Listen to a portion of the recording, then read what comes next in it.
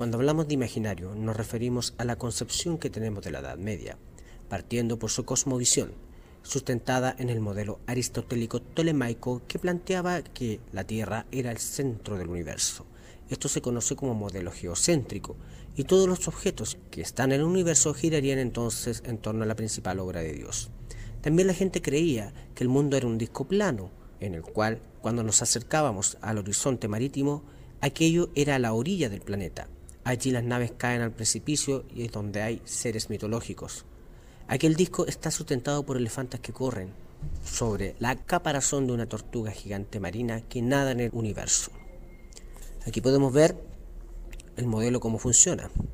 La Tierra en el centro y distintas esferas alrededor de la Tierra es por donde circulan el Sol y los planetas. Nótese la forma en que se mueven los planetas, además de girar en torno a la Tierra, giran sobre un círculo dando un movimiento errático. En este modelo se llamaba aquello las errantes. Aparte de la cosmovisión medieval, podemos entender como imaginario los espacios de ruralidad y ciudad feudal, partiendo por el mundo rural organizado en un feudo, el cual tiene como componentes, por ejemplo, las tierras de bosque y pasto para el ganado pertenecientes a todo el feudo. Aquellas son las tierras comunales. Junto a ello tenemos otros elementos, como las viviendas de los campesinos, también conocidas como aldeas o villas medievales, los mansos, que son las tierras cedidas por los señores a los campesinos, las tierras del señor cultivadas por los campesinos son la reserva señorial, que pertenecen también al castillo, que es la vivienda del señor feudal. Queda claro que los campesinos son la base del sistema de dominación feudal. Viven en pequeños asentamientos, dependen de la protección del señor feudal. La vida campesina es austera, pagan tributos al señor feudal, existencia de una pequeña iglesia o parroquia, incipientes artesanos y oficiales que realizan oficios son los que viven en la aldea o villa.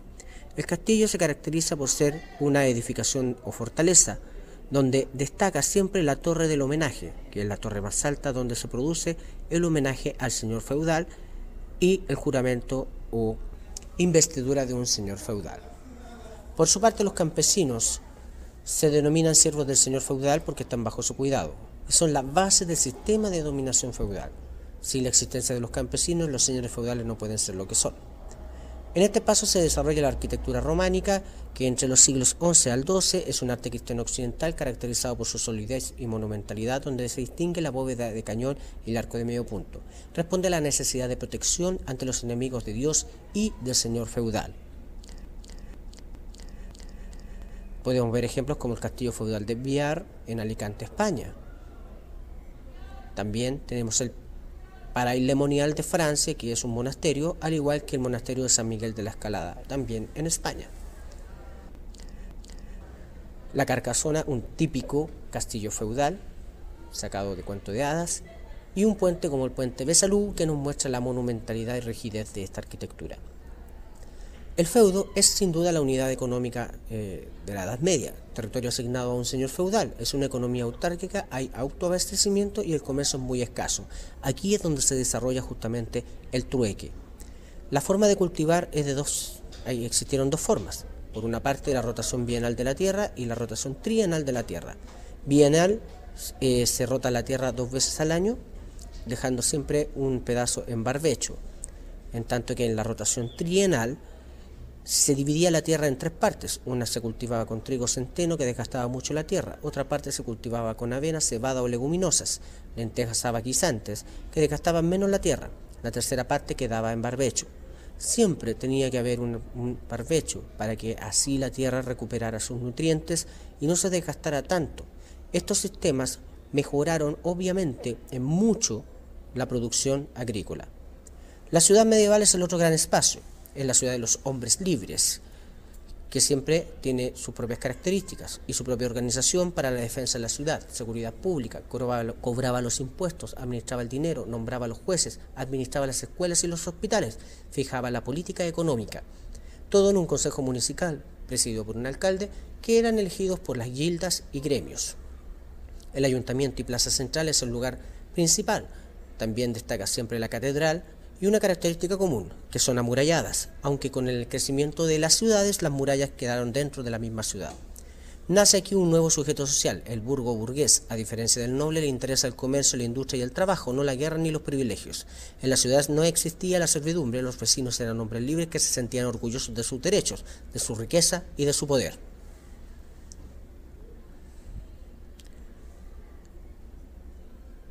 ¿Quiénes vivían en la ciudad? Los comerciantes, que se organizaban en gildas, que eran asociaciones que reglamentaban el comercio y apoyo mutuo entre comerciantes y mercaderes. Por otro lado, tenemos a los artesanos, que se organizaron en gremios, como los joyeros, armeros, zapateros, panaderos, etc. Para ejercer un oficio había que pertenecer a un gremio, fijaba precios y reglamentaba la cantidad y la calidad de la producción artesanal. La feria medieval y el comercio. Las ferias fueron los lugares donde los mercaderes se reunían para intercambiar sus productos. Se realizaban una vez al año en distintas ciudades de Europa. Aquí podemos ver el mapa y las rutas justamente de las ferias medievales. El comercio medieval resurge con el Renacimiento urbano y la ciudad es el centro del comercio local y extranjero. Se puede apreciar que existen grandes centros urbanos donde se desarrolló mucho el comercio. Aquí el comercio fue dinamizado también por la existencia de las cruzadas entre Oriente y Occidente, permitiendo a la larga el nacimiento del capitalismo. Los burgueses se aliarán con los reyes, que sumado al empobrecimiento de la nobleza, ayudan a hundir el régimen feudal. La arquitectura gótica nace en el siglo XII y es producto del resurgimiento urbano. El gótico es luz y refleja la grandeza de Dios y los hombres libres de la ciudad. Algunos ejemplos de ellos son las catedrales, como la de Lyon en España y la de Amiens en Francia. Y sin duda, el gótico francés es uno de los más destacados del mundo, junto con las catedrales de Notre Dame, de París y Chartres. También podemos encontrar palacios como el Generalitat, que en Cataluña, España, y la Lonja de Palma de Mallorca en España, que es una especie de mercado donde se transaban sus productos de ferias. La universidad es otro espacio importante de la Edad Media en la ciudad. Su origen surgieron como gremios de profesores y estudiantes para defender a los intereses comunes de los oficios. Había 4 facultades: Artes, Derecho, Medicina y Teología. Las primeras fueron en Bolonia en 1088, París 1170, Oxford y Cambridge en 1209, Salamanca en 1230 y Montpellier en el 1240. La enseñanza en la universidad dependía del Papa o del soberano, rey. Con facultad de otorgar diplomas, juzgar a sus miembros y de gobernarse por un reglamento propio, eran autónomas. Habían 3 profesiones: teología, derecho y medicina, y 7 artes liberales: la gramática, retórica, lógica, aritmética, geometría, astronomía y música. El impacto generó el desarrollo del pensamiento libre, era en la esencia del hombre libre contra la servidumbre, y aquí podemos notar justamente cómo van creciendo las universidades en Europa durante el medioevo y fines del medioevo.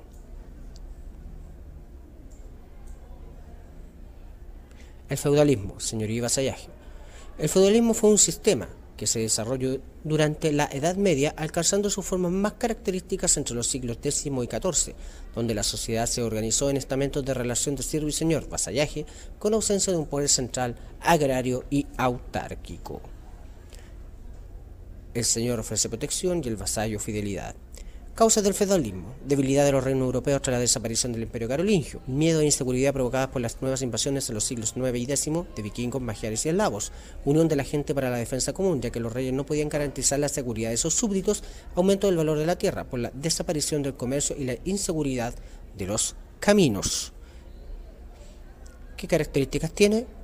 Primero, sus elementos, que son el feudo, donde tenemos al noble y al eclesiástico como señores; el vasallaje, donde se produce el homenaje y la investidura entre nobles y vasallos; y los siervos, que trabajan en el feudo y que dan la fidelidad y renta necesaria a los señores feudales. En simples palabras, están en la Edad Media los que pelean, que son los nobles; los que oran, que son los curas; y los que trabajan, que son los siervos. Curas y nobles siempre tienen la característica de ser señores feudales.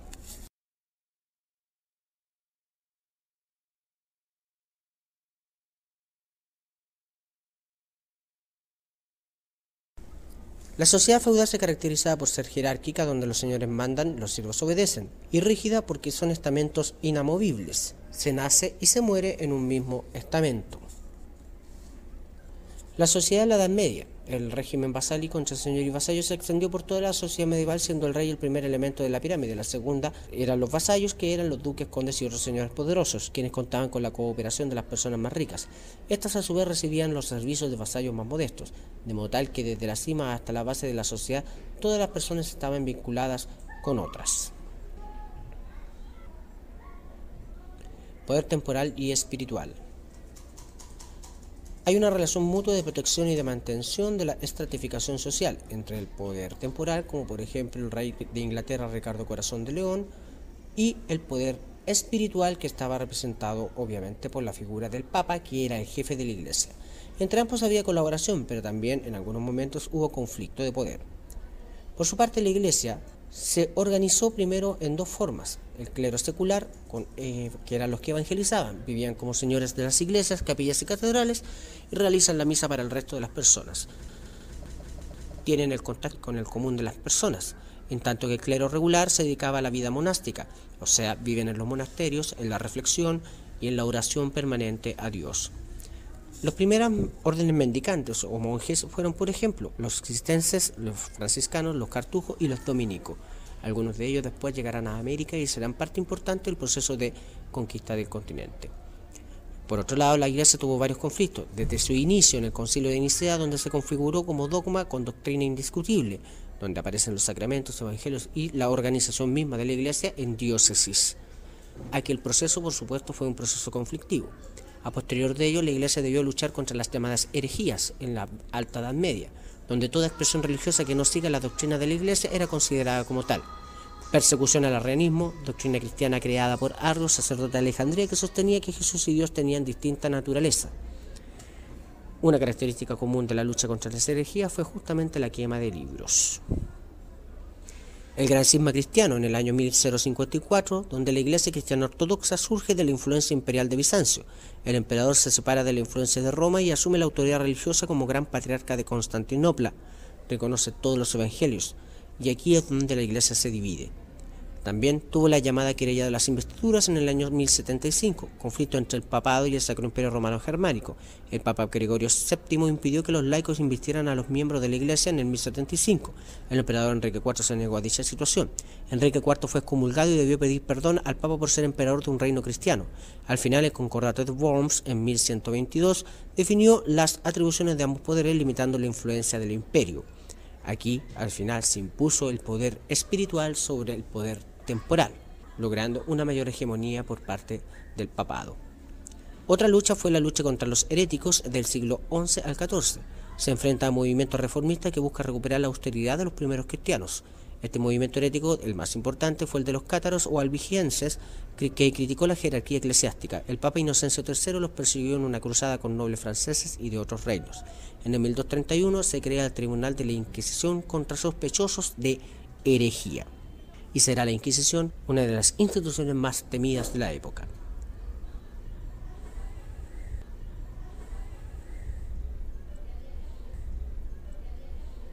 Peligros, miedos y catástrofes. Amenazas. La expansión del Islam es una amenaza constante para la Europa occidental. De hecho, si se puede observar bien en el mapa, el color violeta corresponde a la expansión de esta religión, que presiona a la Europa cristiana tanto occidental como oriental por ambos frentes, por España y por Anatolia. Entonces es una amenaza constante que los musulmanes terminen por dominar Europa. También está la inseguridad de los caminos, por la existencia de ladrones y el cobro de peaje por parte de los nobles. Esto fomentó la creación de instituciones como bancarias con cheques y vales vistas por parte de los comerciantes. La tortura es sin duda el mayor miedo de la Edad Media. Se aplicaba contra herejes, criminales, paganos y pecadores. Los castigos se caracterizaban por ser terribles y que obviamente estaban muy lejos de ser humanos. La idea es que la persona sufra el suplicio para lograr así el perdón.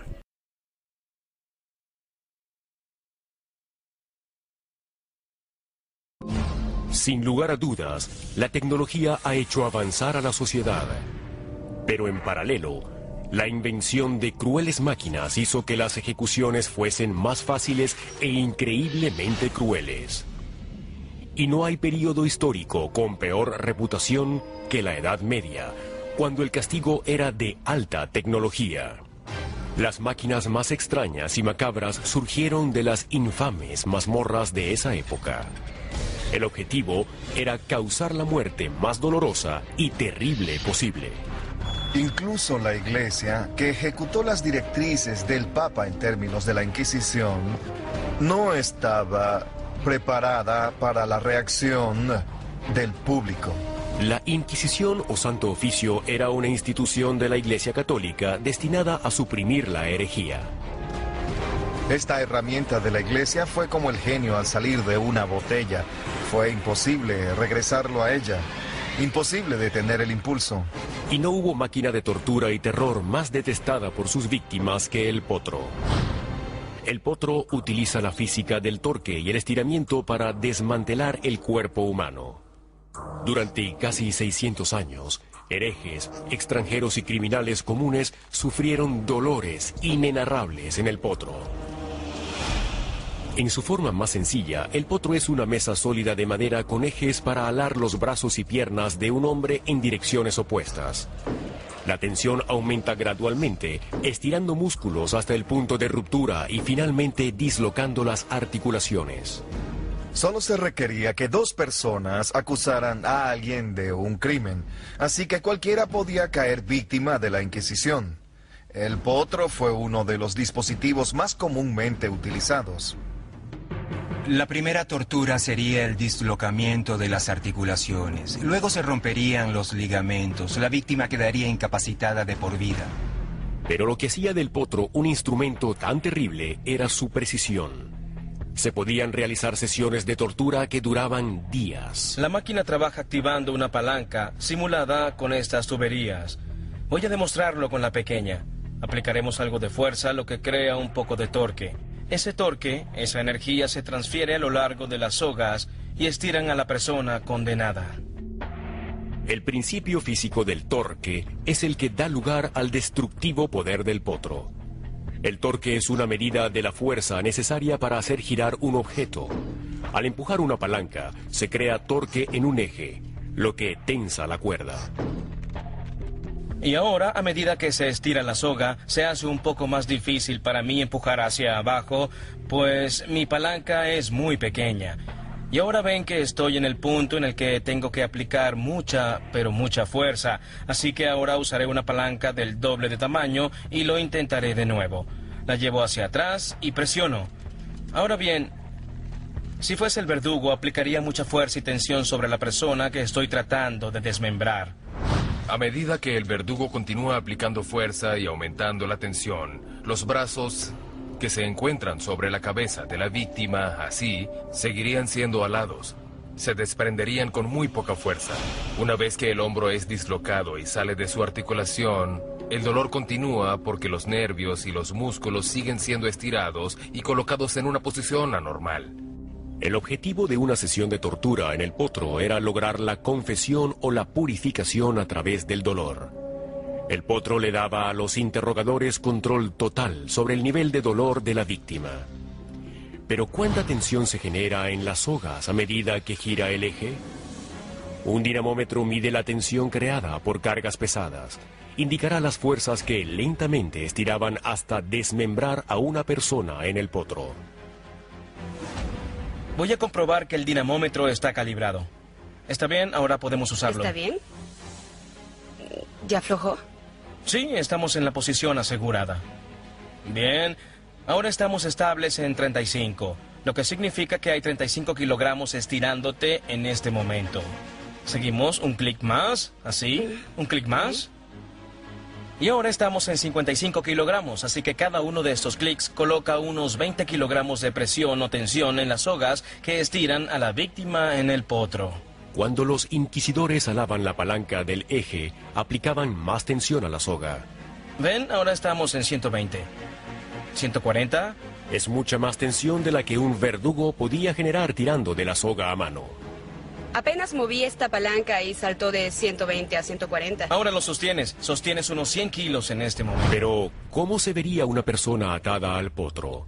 Este maniquí antropomórfico sufrirá lo que ningún humano quisiera experimentar nunca, una sesión en el potro. ¿Te cuesta hacerlo? Sí, se hace más difícil, pero aún no tanto. Hay un límite de tensión que puede aplicarse en una articulación antes de que ceda, lo que sucede con un hombro dislocado. En este caso en particular, los hombros probablemente serán lo primero que cederá. A diferencia de la articulación del hombro, la de la cadera y la rodilla tienen menos probabilidades de dislocarse. La razón es que tienen grandes músculos que cubren toda la articulación, así que tienen más protección. La otra razón es que al bajar hacia la rodilla, aquí, estamos hablando en el mismo eje normal, por lo que es muy difícil dislocarlo, mientras que en la extremidad superior, el hombro es alado a 180 Con este grados. sistema de palanca, el verdugo tenía un eficiente mecanismo para torturar a su víctima. Podía aumentar la carga y aplicar gran cantidad de dolor sobre la víctima. Y luego podía liberar la carga para permitir que respirara, lo que alargaba la sesión. La precisión y poder del potro lo convirtieron en una de las máquinas de tortura y ejecución más infames de la historia. Dado que el potro era fácil de usar y muy preciso para torturar, se esparció por toda Europa. Cada país le hizo modificaciones según quien lo usaba y cómo necesitaba usarlo. Esta versión italiana viene equipada con una característica de tortura adicional. Al descender el cuerpo era presionado contra estas estacas, girando lentamente con lo que herían toda la espalda. En la Inquisición española, los interrogadores de la monarquía llevaron al potro a su última expresión. Esta posición vertical facilitaba interrogar y golpear al acusado que estaba cara a cara frente al verdugo. El potro español durante la Inquisición era una herramienta para infligir dolor. Los brazos no eran colocados así, no, eran colocados detrás de la espalda, alargados, y luego se bajaba el cuerpo lentamente. Sabemos esto por las ilustraciones que han quedado de la época. Estas ilustraciones no solo muestran cómo se usa el artilugio, sino el resto de las cosas que sucedían mientras el condenado era colocado en el potro, que podían incluir encender una hoguera y provocar heridas punzantes. Este potro era uno de los más avanzados, pues utilizaba un mecanismo de cerrojo que presionaba más en cada vuelta. Requería muy poca fuerza para ser operado por una sola persona. El torque como principio de la física es la piedra angular de muchas máquinas modernas. Las cajas automáticas de cambio son versiones de alta tecnología de las palancas y ejes. Crean el torque de taladros eléctricos hasta transmisiones de autos. El diseño de los instrumentos de tortura cambió mientras la tecnología se hizo más avanzada. Durante el siglo XIX hizo su aparición una silla completamente forjada de metal, simplemente llamada silla de interrogación. Pronto se hizo común a lo largo de Europa. La función primaria sería sentar a la víctima, que estaría sentada sobre las púas, que obviamente no son cómodas. Esta barra le aseguraba el pecho. Le sujetaban las muñecas y las piernas también quedaban bien sujetas. Una vez sentada en la silla, lo más probable era que no pasara mucho tiempo antes de que la víctima comenzara a hablar. Diría que algunas personas comenzaban a hablar incluso antes de sentarse en la silla, es decir, es atemorizante. Nadie quería estar allí. El segundo mecanismo de tortura importante en el diseño de la silla es que podían calentarla. Todas las púas de metal conducen calor. Se le colocaba fuego debajo de la silla, creando una intensa sensación de calor. Los tornillos para los dedos eran instrumentos de tortura de alta ingeniería. Eran máquinas creadas hasta alcanzar una precisión mecánica. Funcionaban como un par de cascanueces. Se utilizaba colocando los dedos o nudillos entre las dos barras, aumentando lentamente la presión hasta lograr la cantidad necesaria de dolor para obtener la información que se deseara de la víctima. El pulgar es el dedo más importante. Así que si se le inutiliza el pulgar a la víctima, queda incapacitada para realizar trabajos manuales, de manera que en ese sentido tiene un gran valor. Los nervios son muy densos en los dedos, así que causa mucho dolor triturar los nervios de los dedos. Algunos instrumentos de tortura parecen ir más allá de ser simples herramientas para el dolor y el sufrimiento. Tal vez el instrumento más terrible era el par. Lo asombroso de esa pieza en particular es todo el trabajo que se invirtió en ella. Está hecha de bronce fundido y requirió de mucha inventiva y tecnología, especialmente para la época. Como muchos instrumentos de tortura, cumple múltiples funciones. Aplicado oralmente, se le colocaba dentro de la boca y se abría lentamente para los que hubieran hecho comentarios heréticos. Para los que habían cometido actos de homosexualidad, se le colocaba dentro del recto y nuevamente se abría lentamente, aumentando el dolor. En el caso de las mujeres, se le colocaba en la vagina y se abría lentamente hasta el punto que las puntas perforaban el útero.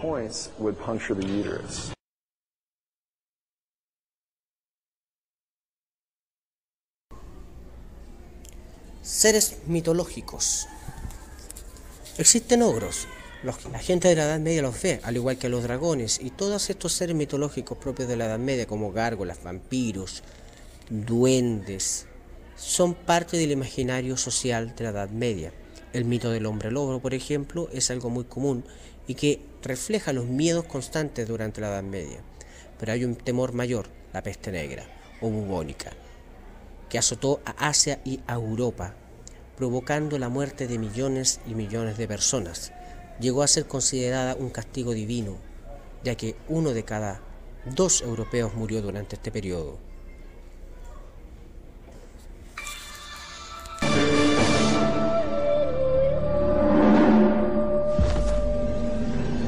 (1347) Baja Mongolia.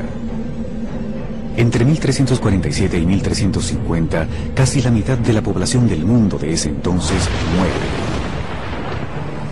Nunca antes ni después nada ha causado tal mortandad. Ningún terremoto, guerra ni armas de destrucción masiva. Antes de 1347, Mongolia parece ser imbatible. Su dominio sobre el lejano oriente perdura casi 150 años, en un imperio que se extiende desde los picos del Tíbet hasta más allá del río Volga y desde Beijing hasta Constantinopla. Mongolia básicamente abrió el comercio entre Europa Occidental y China. La gente esencialmente podía seguir rutas que atravesaban el Asia Central. Así que el siglo XIII, en particular la segunda mitad, fue una época de expansión del comercio europeo hacia el lejano oriente.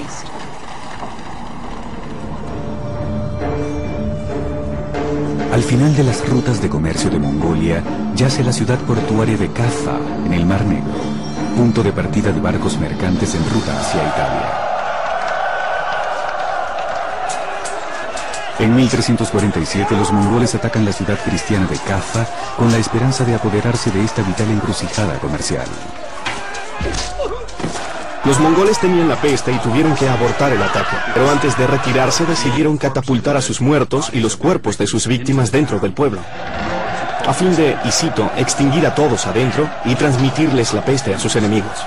Aparentemente así fue como la peste fue transmitida por los mongoles a los europeos.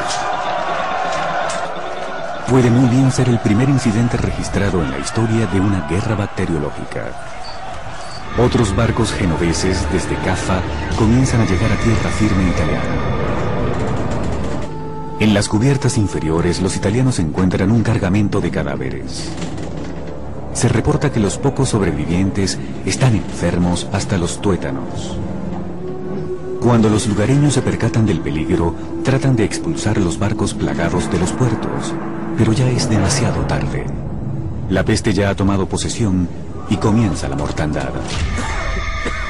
Para empezar, era difícil diferenciar los síntomas iniciales de la peste negra de los síntomas de una gripe fuerte, como fiebre, escalofríos y temperatura alta.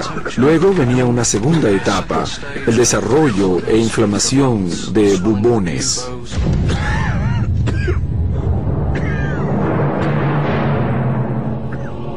El bubón es una dolorosa glándula linfática inflamada en el cuello o en la ingle.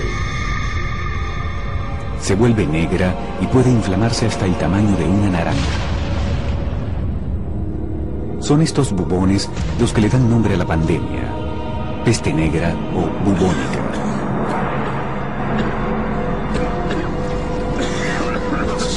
La propagación puede ser muy rápida. Puede causar septicemia. La presión sanguínea baja abruptamente. Varios órganos colapsan.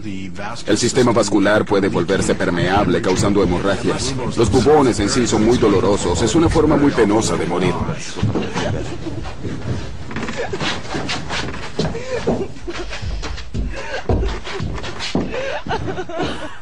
Como pioneros de la muerte, los habitantes del pueblo siciliano de Messina pronto descubren que este nuevo mal no solo es doloroso, sino también altamente contagioso.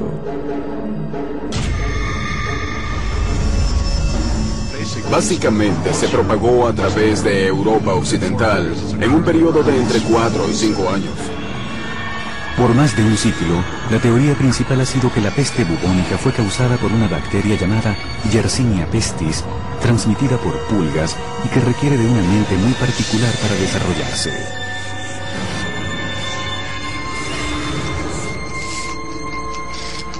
Y en muchas formas, la Europa medieval parece reunir las condiciones. Una sola mordida de pulga le inyecta a la víctima la bacteria Yersinia pestis. Rápidamente se multiplica en los nodos linfáticos, llenándolos hasta reventar. Una vez liberada en la corriente sanguínea, la bacteria produce llagas negras, de donde recibe su nombre la enfermedad. Y existe otra forma aún más mortal de la enfermedad, llamada peste pulmonar, que no necesita de pulgas para transmitir su veneno. En algunos casos, la bacteria se aloja en los pulmones y comienza a proliferar. Si uno tiene una hemorragia en los pulmones causada por la bacteria, puede tener lo que llaman esputo sangriento, partículas de sangre en el esputo. Siendo que esas partículas son muy infecciosas, al toser se puede contagiar a otra persona. Para 1348, la peste negra ha viajado desde Sicilia hasta Inglaterra a bordo de barcos mercantes encima del lomo de ratas.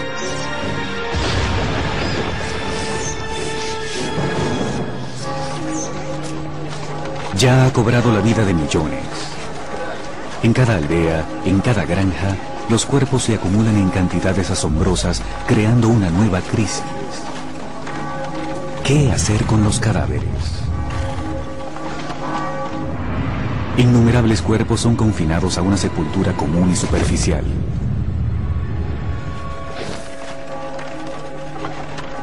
En muchos lugares se excavaban grandes fosas donde se apilaba la multitud de muertos. Y tan pronto se llenaban esas fosas, se cavaban otras. En el invierno de 1349, la peste avanza hacia el norte, hacia la península escandinava. Para cuando llega a Rusia, 2 años más tarde, la crisis en Francia ya ha pasado. Después de aniquilar a casi la mitad de la población de Europa, la peste está llegando a su final.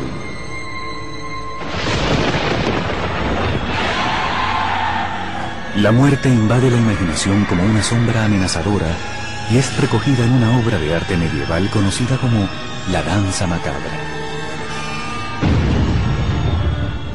Con el tiempo, la revuelta social de los años posteriores a la peste, la actitud de cuestionamiento y el creciente individualismo conduce todo al florecimiento más grande de la cultura y del conocimiento en la historia europea. El Renacimiento. El Renacimiento en Italia demuestra la extraordinaria elasticidad de la sociedad humana, la tenacidad y energía creativa que la sostuvieron a través de los años más oscuros de la peste. ¿Por qué nos preocupa ahora saber la verdad acerca de una enfermedad que ocurrió hace siglos? Es simple. Comprender la peste negra podría ser vital para la humanidad en la batalla contra un próximo brote catastrófico.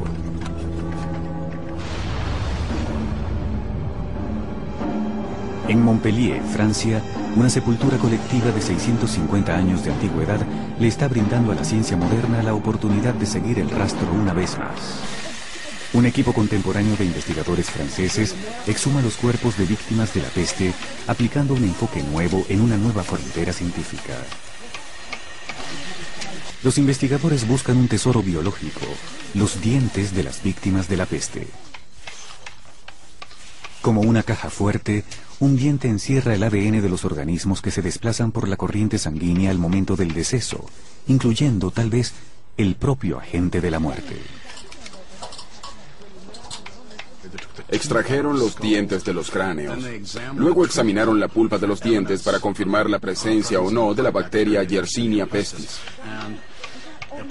Y según los resultados, las muestras contenían la secuencia de ADN de la Yersinia pestis.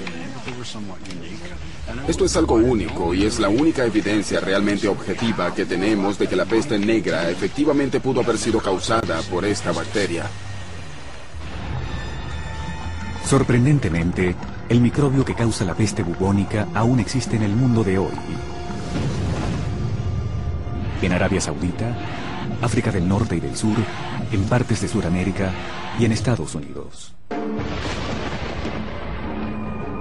El microbio viajó desde su ambiente favorito de reproducción en China a bordo de buques mercantes hasta California, engendrando un brote de peste bubónica en Estados Unidos.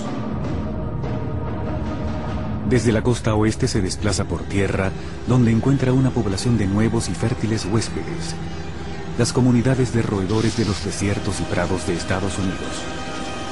Está en la parte suroeste de Estados Unidos, Colorado, Nuevo México, Utah, California, Texas y Arizona. Principalmente existe entre ardillas de campo, ardillas silvestres, marmotas de pradera, roedores pequeños. Puede infectar a otros animales, particularmente gatos. Ahora, la peste bubónica puede ser curada con antibióticos si el caso se identifica a tiempo. Lo que preocupa a los guardianes de epidemias son los asesinos microscópicos desconocidos, enfermedades latentes listas para emerger y propagarse entre las poblaciones modernas. Los microbios que viajan ahora pueden llegar más lejos y más rápido.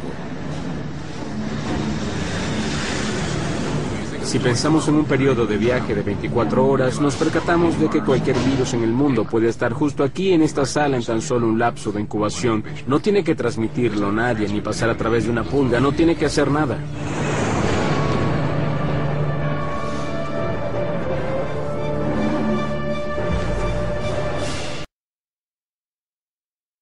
El caballero medieval. Existe la imagen del caballero gracias a historias de hazañas, como por ejemplo la de rescatar a una princesa custodiada por un dragón. Estas historias típicas se juntaban con las hazañas de los deportistas de la época en las batallas de justas o duelos de justas propias de Inglaterra, aunque se desarrollaron también en otros lugares de Europa. También existen las leyendas de grandes reyes, como el rey Arturo y los caballeros de la mesa redonda, pero fundamentalmente la imagen del caballero de la época está dado por las cruzadas. La penetración de tribus turcas en la zona de Tierra Santa a mediados del siglo XI motivará la conquista de Jerusalén en 1055 y la derrota del ejército bizantino en 1071. La intolerancia religiosa de estos turcos selyúcidas provocará la ruptura de relaciones con el occidente cristiano.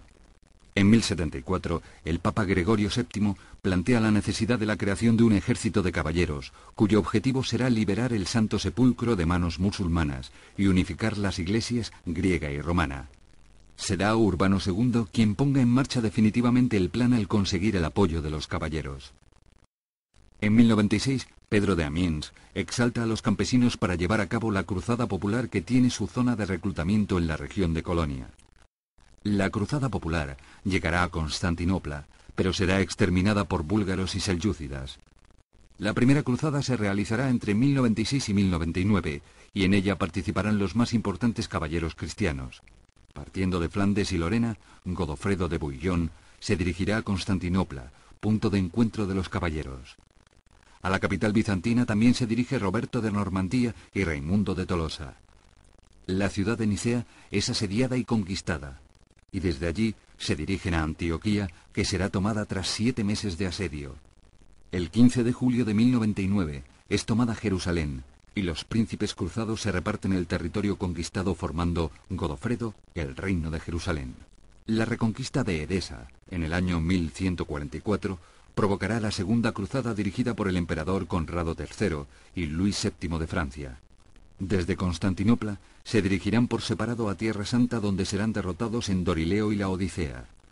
Unificaron sus fuerzas en Jerusalén en 1148 y desde allí organizaron sendas campañas contra Ascalón y Damasco, que acabaron en fracaso.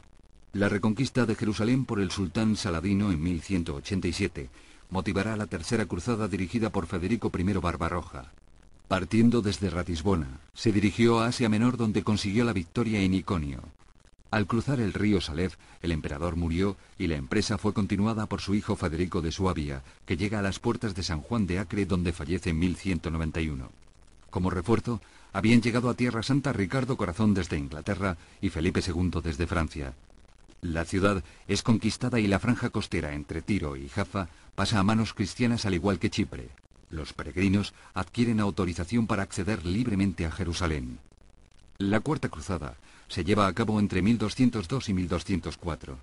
Las tropas cruzadas, constituidas por franceses y venecianos principalmente, tomarán Constantinopla en 1203, lo que motivará la creación del Imperio Latino, eligiéndose emperador a Balduino de Flandes.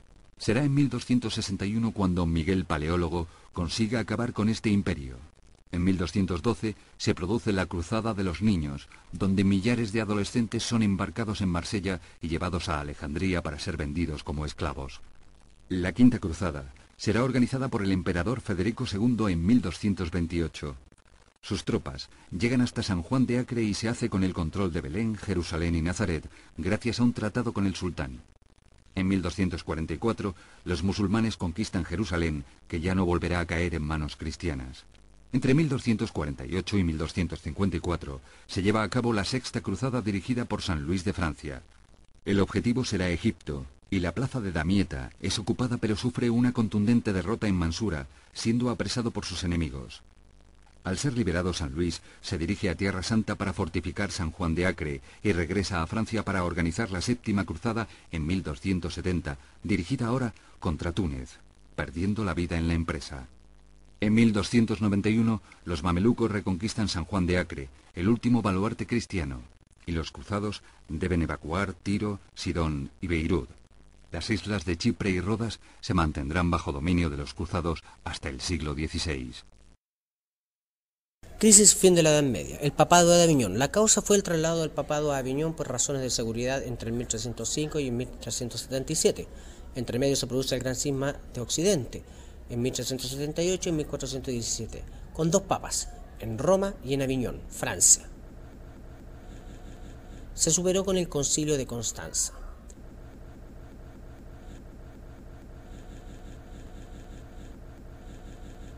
Otra crisis es la expansión otomana. El Imperio Turco Otomano se convierte en una amenaza constante de invasión a Occidente, comienza una fuerte expansión en el 1301 y termina por invadir Bizancio y Constantinopla. A comienzos del siglo XIV, el que será poderoso Imperio Otomano es aún un pequeño reino al este del mar de Mármara, con capital en Bursa. Hacia el año 1451, el pequeño núcleo original se verá ampliado tanto en dirección este como oeste. Pero la gran victoria turca se producirá en 1453 con la toma de Constantinopla a los bizantinos. A partir de entonces, la expansión otomana continúa imparable. Hacia el año 1520, el Imperio Otomano ha ocupado toda Anatolia, Oriente Próximo, el oeste de la península arábiga y Egipto. También cuenta con estados vasallos como los de Argelia, Valaquia, Moldavia y el Janato de Crimea. Pero el gran impulso a la expansión otomana lo dará Solimán el Magnífico, quien entre 1520 y 1566 conquistará Hungría, Gedisán, áreas de Armenia y Mesopotamia, el Yemen y una franja en la costa oriental africana. También fueron convertidos en vasallos Tunisia, Tripolitania, Cirenaica y Transilvania. Entre 1566 y 1683, el Imperio Otomano continuó creciendo, situándose a las puertas de Viena y tomando Creta, Chipre, Podolia, la costa occidental de Georgia y el Hassa, en la península arábiga. Otras conquistas son solo temporales, como las realizadas en Georgia, Azerbaiyán y Luristán, territorios bajo control turco por poco tiempo. En el año 1683, los límites del imperio se encuentran en su punto álgido y el Islam es la máxima potencia del Mediterráneo. Crisis demográfica. Tras la crisis climática que provoca malas cosechas, entre 1315 y 1317 se produce la Gran Hambruna. 25 millones de personas murieron por la peste negra o bubónica entre 1348 y 1350. Por ende, la baja de población es importante para comprender cómo se debilita el sistema feudal, ya que este se fundamentaba en los siervos. En 1453 definitivamente termina la Edad Media con la caída de Constantinopla a manos de los turcos otomanos. Esto ha sido el imaginario de la Edad Media, y si la comprendemos de esta forma es porque a Ptolomeo I se le ocurrió crear el modelo geocéntrico.